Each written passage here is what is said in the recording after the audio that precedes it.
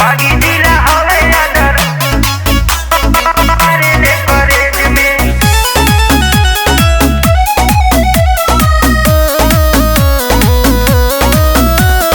बागी जिला हवे अदर मारे ले कॉलेज में। बनी अपराधी चलेला तू बाजार में, लेके दू नाली घूमेला काहे थार में। ए बाबू का हो बोला। बनी अपराधी चलेला तू बाजार में, लेके दू नाली घूमेला काहे थार में। अच्छा तनी रह कर बाबू मैंने हेज में। सुन हो खेले दबंग यहाँ 17 के एज में, भदोही के लइका गोली मारे ले कॉलेज में। बागी जिला हवे अदर कॉलेज में, भदोही के लइका गोली मारे ले कॉलेज में। बागी जिला हवे अदर मारे ले कॉलेज में।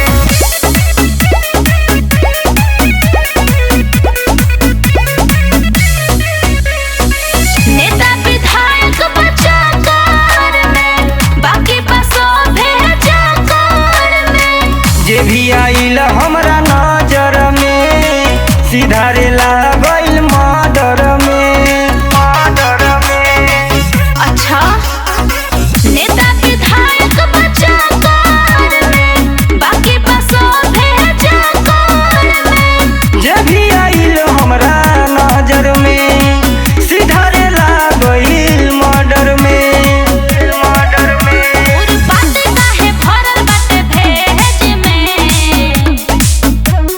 हो खेले दबंग यहाँ 17 के एज में, भदोही के लइका गोली मारे ले कॉलेज में।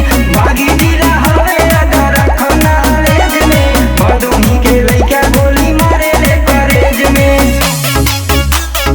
बागी जिला हवे अदर मारे ले कॉलेज में।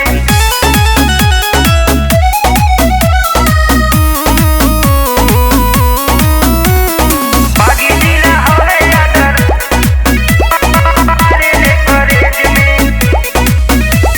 छोड़ देना अंश बदमाशी, काहे चलता खराब तोहरा से। ना रे पुलिस दरोगा न तलाशी, देखी राहुल के बदमाशी। सुना ये बाबू बोल छोड़ देना अंश बदमाशी, चलता खराब तोहरा से। पुलिस दरोगा न तलाशी, देखी राहुल के बदमाशी। रिकेश राघव के रहतानी रेंज में। हो खेले दबंग यहाँ 17 के एज में, भदोही के लइका गोली मारे ले कॉलेज में। बागी जिला हवे अदर कॉलेज में, भदोही के लइका गोली मारे ले कॉलेज में। यूपी 66 रे पगली 56 गो गोली मारी कॉलेज में।